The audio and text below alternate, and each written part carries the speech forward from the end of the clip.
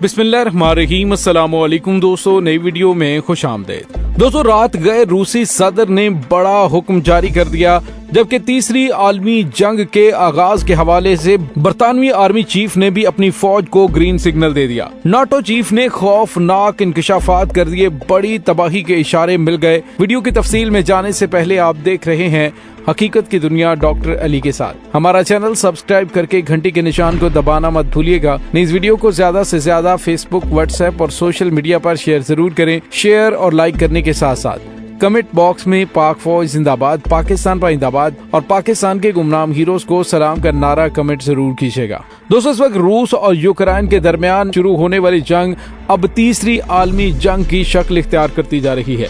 शक्ल नहीं बल्कि अमली तौर पर तीसरी आलमी जंग शुरू हो चुकी है, क्योंकि इसमें बड़े पैमाने पर अभी तक तबाही हो रही है और मजीद होने वाली है। रूसी सदर व्लादिमीर पुतिन ने कहा है कि इस बात से हमें कोई गर्ज नहीं है कि मगरिब रूस के बारे में क्या सोचता है। हमें सिर्फ ये है कि हमने अपनी सरहदों के करीब अमेरिका और उसके नाटो इत्तेहादियों को फटकने भी नहीं देना।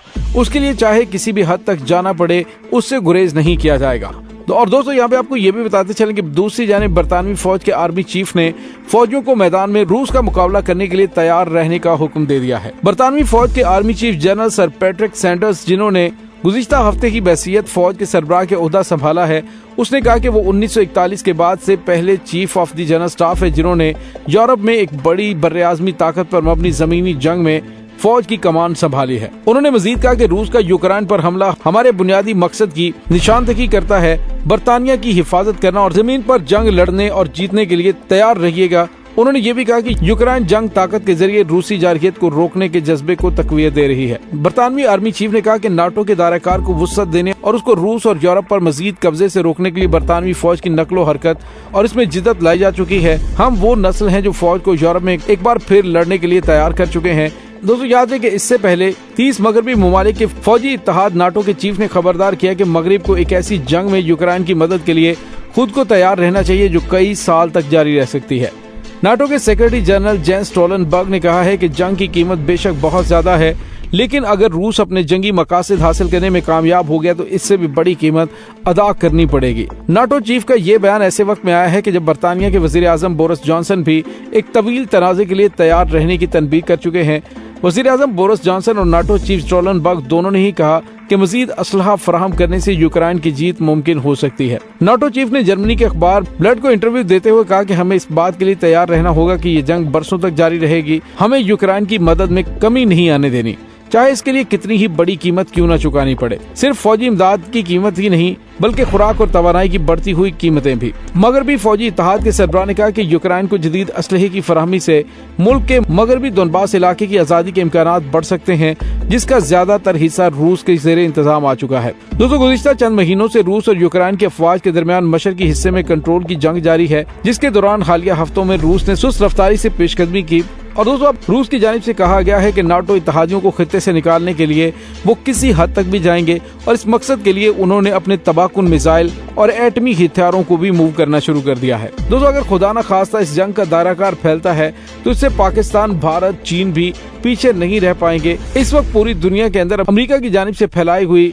ये जंगी सूरत हाल पूरी दुनिया को एक बड़ी तबाही से दोचार कर सकती है। दोस्तों, दूसरी जानिब रूस ने यूक्रेन में जंग लड़ने वाले बरतानवी फौजियों को सजाए मौत सुना दी, जिस पर बरतानिया की जानिब से रिएक्शन दिया गया है। दोस्तों, याद है कि 2 बरतानवी शहरी शान पुनर और एडन एस्टन इन तीनों गैर मुल्की जंगजुओं में शामिल थे, जिन्हें डॉन्सिक में सुप्रीम कोर्ट ने गुज़िश्ता हफ्ते किराए का फौजी होने का मुजरिम करार देते हुए उन्हें मराकशी शहरी सादून इब्राहिम के साथ सजाए मौत सुना दी। रूसी वजीर खारजा ने कहा कि मगरब की नजर में रूस उन लोगों की किस्मत का जिम्मेदार है, लेकिन ये एक आजाद रियासत का फैसला है। बैनुल-अक़वामी मीडिया रिपोर्ट्स के मुताबिक रोजनबर्ग ने इस पर एहतजाज किया कि ये दोनों अफराद जो बरतानिया से ताल्लुक रखते हैं, जिनको सजाए मौत सुनाई गई, ये दोनों अफराद किराए के फौजी नहीं बल्कि यूक्रेन की फौज में खिदमत अंजाम दे चुके थे। इसके रद्द-ए-अमल में सरगई लारूफ ने कहा कि जैसे बरतानवी अदालतों की तरह आजाद फैसले सादर होते हैं, वैसे ही ये डॉन्सिक की अदालत की जानिब से भी एक आजाद मुल्क की अदालत ने फैसला सुनाया है और जो किराए के फौजी यूक्रेन की जंग में पकड़े गए हैं उनको सजाए मौत देना डॉन्सिक या लुहांस्क की इन रियासतों का इस्तेहकाक है और वो उन्हें सजाए मौत दे सकते हैं। दोस्तों, यहाँ पे आपको ये भी बताते चले कि रूस ने दावा किया है कि यूक्रेन के मैदान जंग में उसकी फौज ने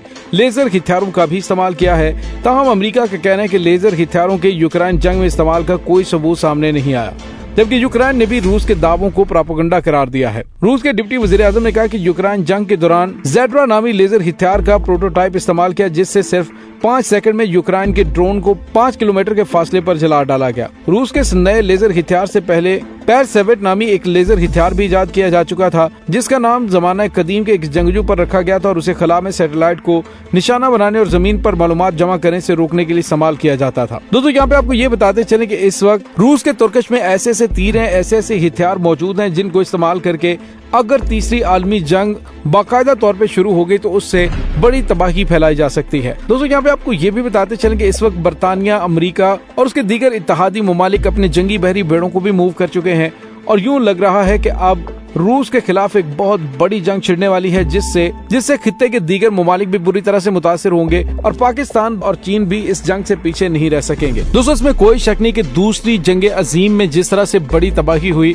अगर आज तीसरी आलमी जंग मुकम्मल तौर पे ऑपरेशनल हो जाती है तो उसके बाद पूरी दुनिया बल्कि पूरी इंसानियत के लिए ये एक बहुत बड़ा अलमिया बन सकता है। क्योंकि जब अमेरिका ने 1945 में जापानी शहरों हिरोशिमा और नागासाकी पर एटम बम गिराए तो 1,20,000 लोग मारे गए, जबकि ताबकारी से भी हजारों लोग मर चुके थे। दोस्तों शहरों पर बम गिराने वाले तैयारों के अमले में से एक थियोड वॉकर का कहना था कि बम गिराए जाने से पहले कोई अंदाजा नहीं लगा सकता था कि इससे किस किस्म की तबाही होगी। हमले में बच जाने वाले थॉमस ताकाशी टेमोनी ने कहा कि आसमान पर बहुत ज्यादा चमक थी, बहुत बड़ी तबाही थी और बमबारी के बाद इब्तदाई दिनों में लोगों का ख्याल था कि वो मर जाएंगे। दोस्तों क्या इन होलनाक बमों ने दूसरी जंग अजीम का खात्मा किया?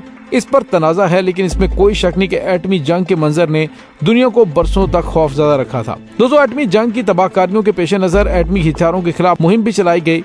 जोहरी तखफीफ असलहा के चेयरपर्सन ने कहा कि सच ये है कि जोहरी हथियारों से लैस बरतानिया जैसे गुंजान आबाद मुल्क में हमें किसी दूसरे मुल्क की तरह खतरा है। अगरचे 1945 के बाद से जोहरी हथियारों का इस्तेमाल नहीं किया गया, लेकिन वो अब भी दुनिया भर में तैयार किए जा रहे हैं। आज के कुछ जोहरी वॉरहेड्स हिरोशिमा पर गिराए गए बम से 300 गुना ज्यादा ताकतवर हैं।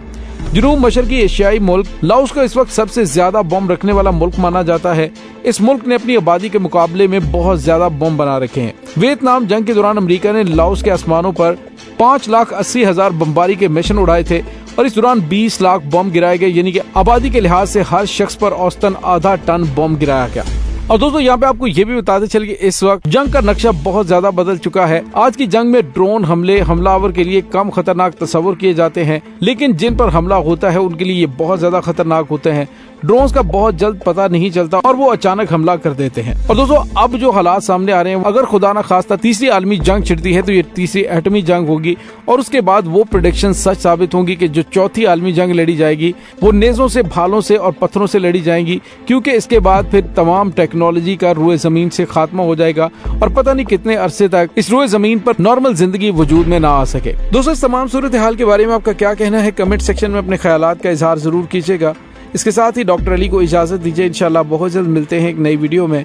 तब तक के लिए अपना बहुत सारा ख्याल रखिएगा। पाक फौज जिंदाबाद, पाकिस्तान पाइंदाबाद, पाकिस्तान के गुमनाम हीरोज को सलाम। अल्लाह वारिस।